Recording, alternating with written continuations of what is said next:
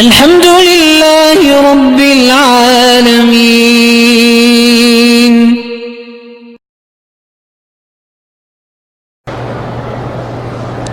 مرد اور عورت کی نماز میں فرق ہے. آپ پہلے خود مجھے سمجھائیں کہ مرد اور عورت میں کوئی فرق ہے؟ اگر فرق ہے تو پھر نماز میں بھی فرق ہے، اور اگر کوئی فرق نہیں ہے تو پھر نماز میں بھی کوئی فرق نہیں. اس کے لیے پردہ ضروری ہے. نماز میں بھی اس لیے حکم ہے کہ ان یضم جسدہما، اپنے بدن کو زمین سے ملا کے سجدہ کرے. بہن کو برس کی بیماری ہے. حضرت عیسیٰ کون سی قرآن دعا مانگتے تھے؟ وہ ان کا معجزہ تھا، دعا نہیں تھی. وہ تو معجزہ تھا. ہاتھ پھیرتے تھے وہ لوگ ٹھیک ہو جاتے تھے.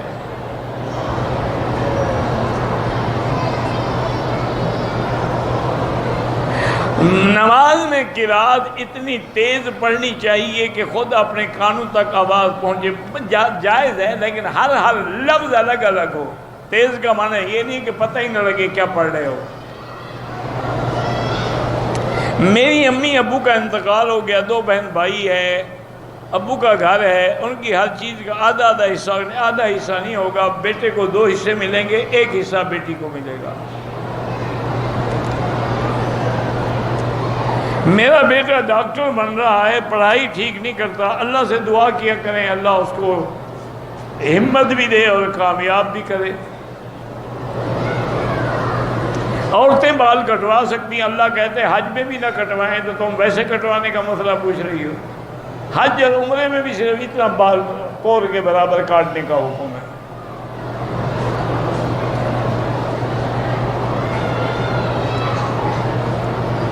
بہت سے مولانا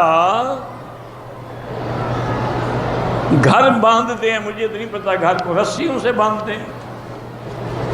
تم خود آیت الکرسی پڑھ کے دم کر دیا کرو، بس کچھ نہیں ہو.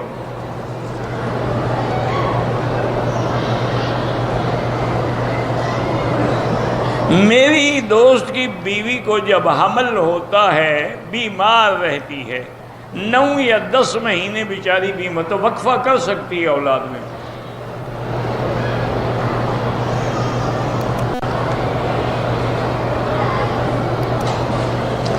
کچھ میرے دوستوں کے عقیدے خراب ہیں، مزاروں پہ جاتے ہیں تو تلخ کلامی نہ کیا کرو. ادعو الی سبیل ربک بالحکمت والموعظۃ الحسنہ. ان کو حکمت سے دعوت دو. تلخ کلامی کرو گے تو اور زیادہ پکے ہو جائیں گے.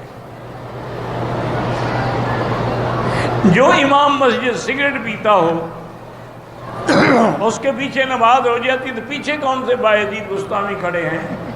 وہ سگریٹ پیتا ہوگا، یہ سگار اور حقہ پیتے ہوں گے، نسوار کھاتے ہوں گے. دونوں برابر ہیں، کام ہو جائے گا، نماز ہو جائے گی. لیکن ایسے لوگوں کو امام نہ بنایا کرے.